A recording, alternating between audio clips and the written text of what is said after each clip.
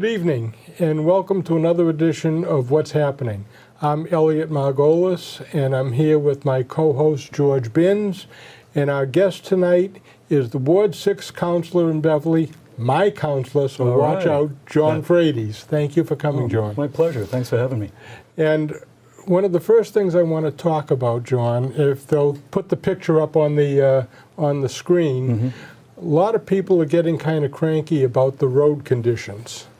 And as you can see there, there's a pretty good-sized crater there on Noble Hill Road. Now, I did notice today, of all things, today, you patched the crater. Yeah. But the question is, how many times do you patch and how many years go by before you decide, gee, it's time to repave the road? I mean, Ward 6 has a lot of bad roads. That's such a great question, and as the Ward 6 alderman, there I just slipped, because I was once an alderman, and so 30 years ago I served in the same capacity under a different organization and structure. Now, as the councilor, I'm responsible for maintenance, sidewalks, trees, roadway conditions. The same things that motivated people and concerned people back then are the same concerns now. We're a little bit more technologically advanced because what they're doing is they have a program or a study developed by MIT where they put audio and technology inside of the tires. So as the car is rolling down the roadway, they're getting measurements from the potholes, from the condition of the roadway, the sounds that it's generating. And they're putting every street, every mile, every inch of Beverly into a database, and they're putting it on a rating system. And the residents, the constituents, can go online and take a look at the Beverly page, resident tab, and check the condition of the roadway. In your case, ironically, I was on the planning board back in the mid-'80s that approved your development, so I know how old the development is.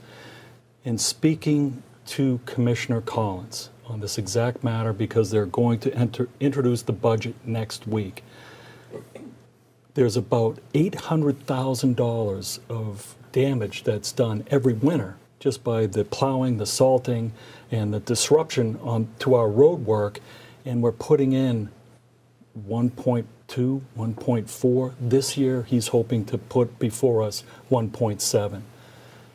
Yes, I don't know if that answers the question as to when, but they also are telling me that back then, they were switching from a more environmentally binder, if that makes any sense. So therefore, it fell apart a little quicker than the stuff they're using today or the stuff they used maybe decades ago.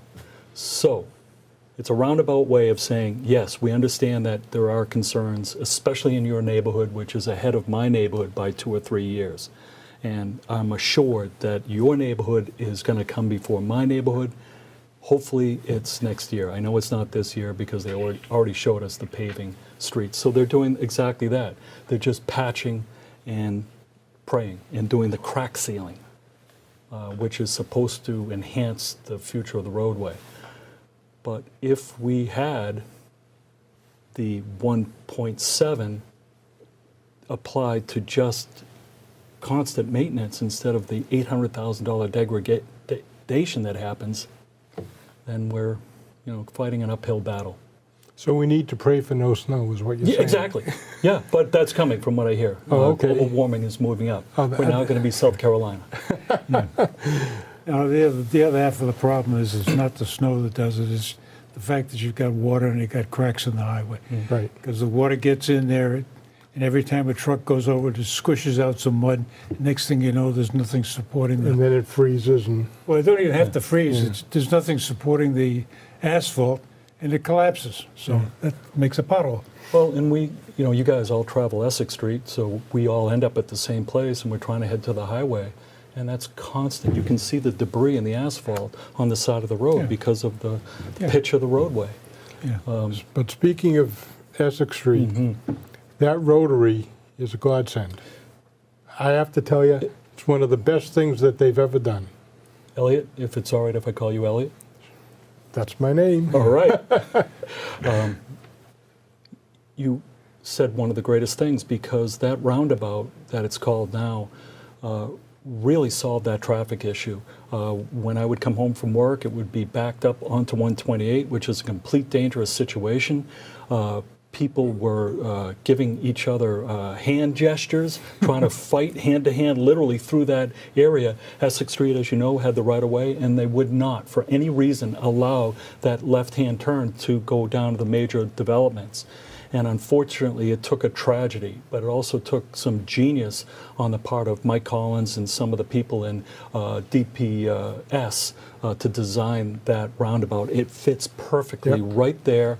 We did it with city cash on hand, I think to the tune of maybe $850,000 to $900,000, and it works marvelously. There's never any issues or concerns.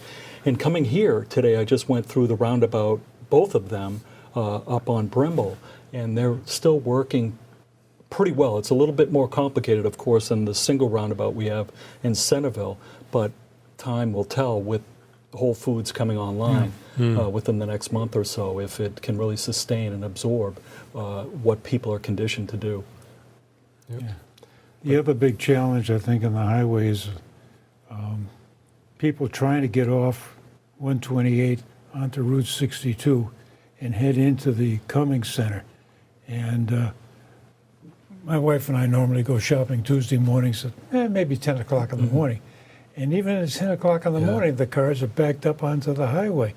That thing has been redone once, and it's still a major challenge.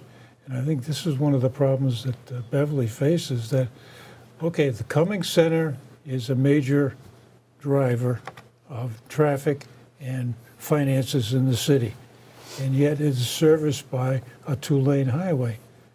And one of the things I think we missed the boat on is when Elliott Street, Route 62 was overhauled a couple of years ago, it should have been expanded out to 4 lanes. And it just didn't happen. So I think this is one of the situations I think the city needs to think about, is what's going to happen down the road, not just next year, but 5, 10 years from now. I don't think anybody foresaw the extent of the development in the Cummings Center. It's a great opportunity for the city, but it's hard to get there from here. You know, you hit it right on the head. That Danvers interchange right there at 62 was, I think, the 4th or 5th worst ranked for accidents in the state.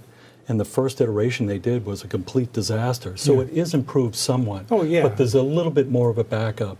I think the other one at Henry's is not flowing that well, where you've got a 5-corner interchange right there. That's a difficult position. I grew up in that Raymond Farms neighborhood, so I'm always up there visiting my parents. But the Cummings Center, you know, it's funny because I'm old enough to remember when you never went in a car at 4 o'clock in the afternoon, because that's when the shift changed at the shoe. So you couldn't even get out of Amherst Road, Colgate, all those Raymond Farms areas. So to say that the traffic is any better or worse, but I think we're smarter, we have better technology now, but if we could have had that crystal ball to say that this was going to be the driver of not only incubation but also revenue to the city, the Cummings Center. What an amazing thing they've done. But you know, the traffic is the byproduct. Yeah, I can remember when the career path in the Beverly High School was go to patent trade school. As soon as you got the job, across the street you went, you were working at the shoe. Look at some of on Park Street, there are still some pockets of some of those old machine shops where the guys in my classes, you know, they went down there, or the shoe, exactly. And I think that's another one of the issues the city is facing, is that it's come to light that there just isn't enough space in Essex Tech to take everybody that wants to go there. And in the changing economy, I think that's the kind of an opportunity that a lot of kids should be available to them. And yet we shut down the patent trade school. And when we rebuilt this building here, there was no opportunity or no thought to, what are we going to do about that? Could we restart it? So I think this is an issue that I'd like to explore a little deeper, is, you know, Planning needs to think a little farther ahead, and I think I'll look to the city council to bring these kind of issues up. That Yeah. I'm partial to Essex Tech. I have a family member who is working over there. I see that facility as major improvement over what we had at the trade school.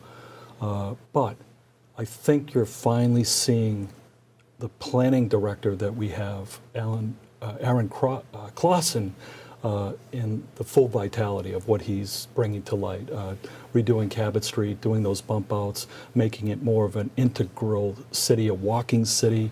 My gosh, just go down on a Saturday night in Beverly. I mean, Great restaurants in Beverly. Isn't it amazing? Yeah, And can't think get a about when parking we place, which is great. were just in high school, the Liberty Tree Mall had opened, Yep. and the North Shore Mall was going through a major expansion. Downtown was wiped out completely. Yep. So to see this vibrant culture that's happening is really remarkable. Speaking of the vibrant culture downtown, I have a plan to even make it more vibrant.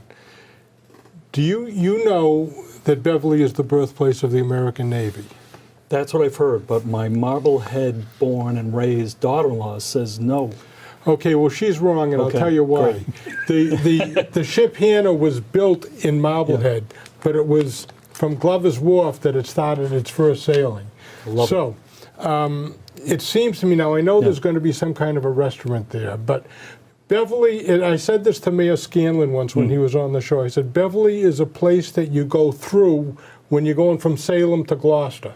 It used to be. It still is. I mean, there's a lot here, a lot of history, but we don't know anything about it. I'll bet you most people, not only in Beverly but in the country, have no idea that Beverly's the birthplace of the Navy. I've made a suggestion to a number of mayors. Yep. And that is on Glover's Wharf to build a replica of the ship Hannah, sail it from Beverly to Marblehead where it was built and back, give people a history lesson, and make Beverly a destination which would also bring hotels into the city, which would bring revenue to the city. Nothing's ever happened. It's a great idea. And as we develop the waterfront, I'll bet that some sort of public-private partnership that might happen. We don't want it to be like the Friendship. The Friendship had all sorts of building issues. I think it had to go back into dry dock for 5 years. It just came out after another bout, and it crashed into the dock. So we'll try a different operator for Elliot's venture, which I love. I think that's a great idea. But I'll tell you what's happening in my perspective. I travel a lot through being on a mission for ALS awareness, and we get asked to speak all over the country. When I say I'm from Beverly, where's that? And I'll say in between Salem and Gloucester. Those are the two places that most people know. Now when I say we're from Beverly, oh my God, I love that place. So the secret is getting out about Beverly. I hope that answered the question, but I think it's a great idea. Look, whenever you travel somewhere, don't you go, or tend to, if you're at a waterfront or a coastal community, to go down to the water, see what the restaurants, the attractions are like? And if we can make this done right, and I think this operator, by investing anywhere between $4 and $4.5 million of his own money into that site, it's going to be spectacular. And I hear he's a great operator. Good. Good. I have another proposal. Great. Elliot, Sorry, George. But here we go. City Hall is really kind of a dump. And what's worse is the police station. Right. But we got the old high school, which was then Briscoe, Right. which is a really nice building, big enough to be City Hall, big auditorium, plenty of parking. Move City Hall there. Move the school department there. Redo City Hall as the new police station. And I even have a plan on how to fund it, which we could talk about later. But we got to do something to improve the city. I mean, people can't even park to get to a City Hall meeting, which is a real problem. No, it's a great point. But having been an alderman 30 years ago, having a long gap, and then coming back, I suggest that I might be the longest official in between tenures. So I'm going to look that up on the record. I need one record. But anyway, I've thought about that because the Beverly Historical Society building is down the road, and that doesn't seem, on Cabot Street, to have as much activity. And if you follow that domino effect where you move City Hall and the police into the Briscoe building, then maybe they can take over the City Hall, which is significantly improved. It really is a beautiful building now. What the DPS has done in that building is fantastic. They're putting solar soon on top of the building. But the issue at Briscoe, from what I understand, is that it is going to take a significant investment because of the asbestos abatement or bringing it up to code. And I heard something like $40 or $50 million. The other issue is we already have the deeded property given to us by the Cummings Center for the police station. So there are a lot of domino that are in play. But I have thought about that same thing. It is a beautiful building, but we're becoming a much more dynamic city. There is a proposal right now before the council where Briscoe would be turned into like an art, a big art studio type thing where they'd rent out individual rooms to artists up to 75 to 100, which would generate a lot of revenue. So they're claiming that it only would take $7 to $10 million to renovate. I'm not sure the codes are applicable, to turning it into a city hall versus turning it into an art gallery. So we'd have to study that a little bit more. But yeah, this is going to be a huge dynamic good switch. The other part of the problem is the best auditorium in the city is in Briscoe. Yeah. And if that thing gets converted into condos like the rest of the schools, we lose that opportunity and that facility. And I think this is the kind of thinking that's not being mentioned very much.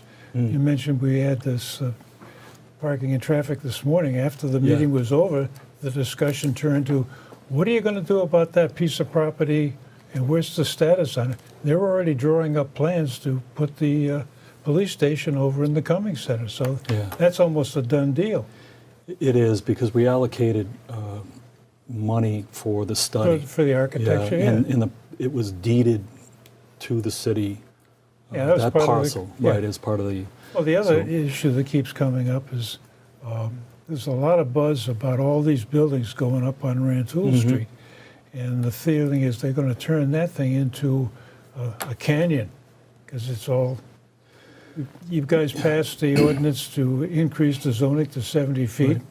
So every building is coming in at 70 feet. And between the proliferation of more and more apartments, and one of the issues I think that's not being addressed is you talk about a vibrant community. Well, the people that work in the vibrant community, the service industry, can't afford to live in town. Yeah. So I keep using this analogy that Beverly is getting to be like a resort. If you can afford to be here, you have to work someplace else to make the money to pay for this place. And if you work here, you got to live someplace else because you can't afford to live here. And I think this is another one of these issues that's just being pushed aside. We'll do something different. It's not, but it's a byproduct of smart growth. Smart growth meaning that they are putting more housing, more attractive buildings. So what is this, the fourth or fifth reincarnation of Rantoul and Cabot since the incorporation of the city? When? Many moons ago. Oh, I thought you'd know that. No. 1626. I studied that one. But anyway, what to me that means is we're bringing in young professionals, empty nesters that are not demanding services on the school side. And they're in smart clusters, so they're going to the train station, and we're not impacting the roadway as much. But, as you said, George, it's bringing up property values. We are bringing revenue that we're not passing on to the tax base, yet... well, we're building all these buildings. We're getting all this tax money. Between Cummings Center and what they're doing out on Dunham Road, that's another tax revenue source. I understand the business of running a city. And yet, every year our taxes go up by 2.5% plus. So we're not seeing any And reduction or source. Well, the school system is benefiting. We came through a long stretch, and Mayor Scanlon has to be given credit for when I served back in the late 80s, early 90s, we were a step away from being in receivership. It was that terrible around here. So Mayor Scanlon, having that business acumen and background, he really made very difficult, challenging decisions, and we're now healthy, vibrant, and strong. The school systems are coming online. They're getting a majority of the budget, I don't know what the number is, 54%. But you know, there's always going to be that dynamic tension built into the budget system. We need city services over here, and we need improved schooling over here. But the byproduct, again, I hate using that word all the time, is that maybe some of us who grew up in the city, some of our children, some of our next generation might not be able to afford it, as you said. Yeah. But here's the thing, and I've got some breaking news for you. Oh, all right. Okay, breaking news. Excellent. I don't see an earpiece in you. There's hearing aids. Oh. But there is a group of people right now that are getting a petition together to put something on the ballot, maybe not this year, but next time, to eliminate the CPA. Okay. Okay, and the reason is real simple. We've added so many taxes, not only in the city, but in the state. You go out to dinner now, it's an extra tax. The CPA is an extra tax. The trash fee is an extra tax. The question is, when is it enough? Because right now, if you do when you do your taxes, you're going to find that more than 50% of your income is going to taxes and fees. How much money can people earn and keep for themselves? And yet, where is the CPA money going, and why can't the city council work their budget like you have to do at home? I believe the city does a great job doing that.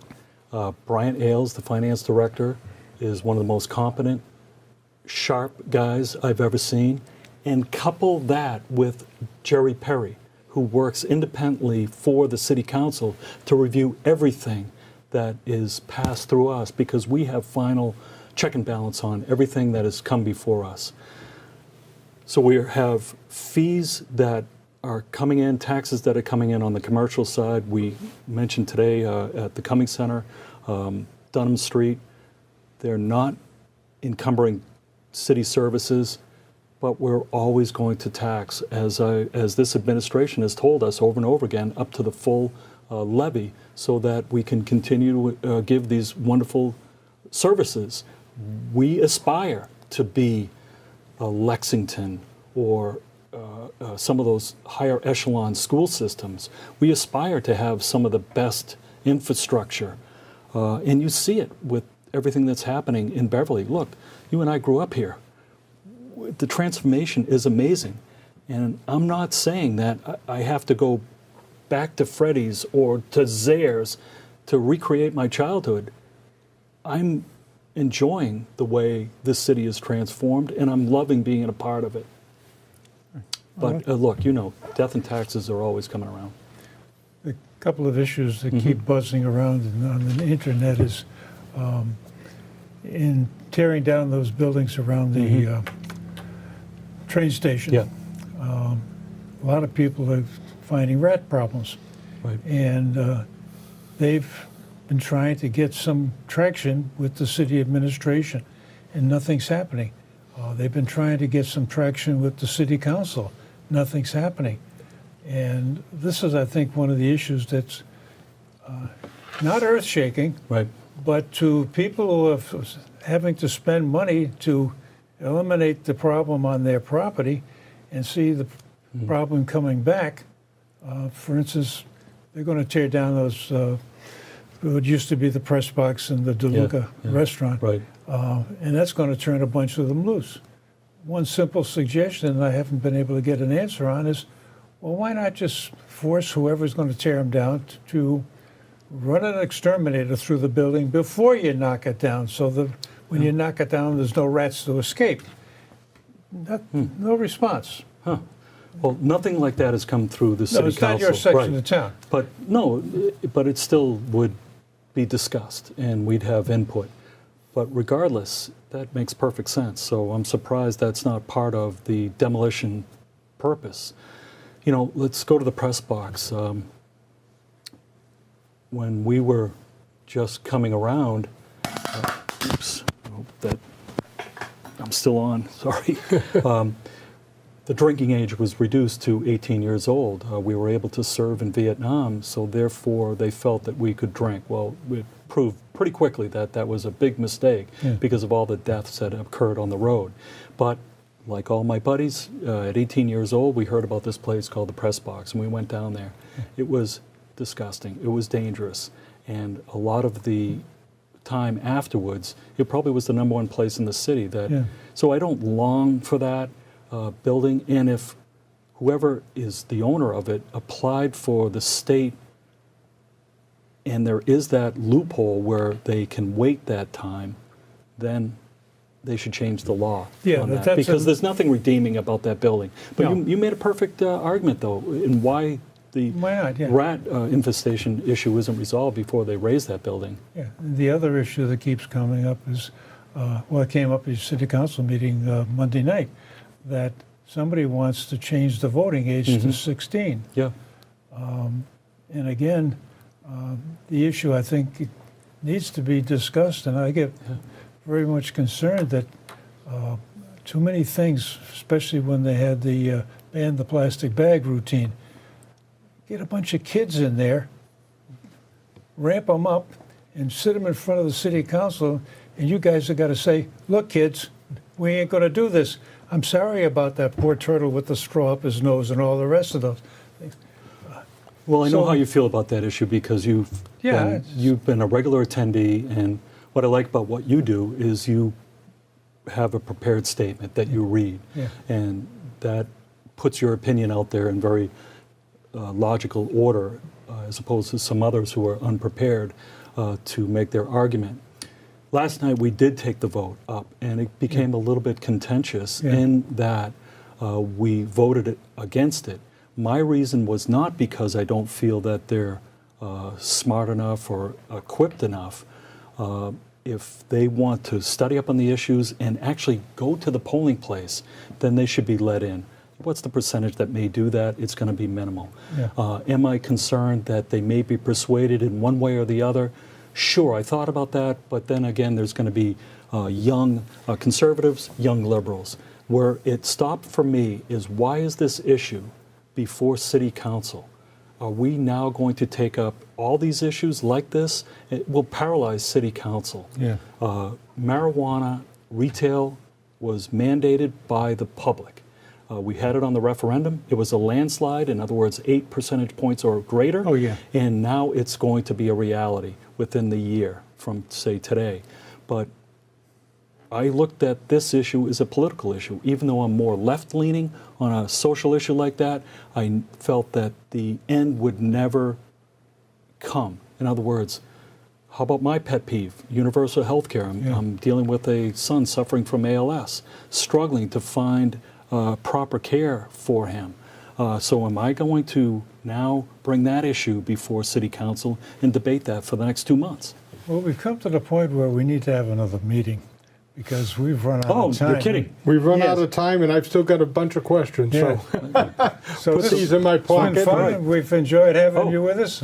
I hope you can come back. Sure. And ladies and gentlemen, thanks for watching, and tune in. We'll be doing this again.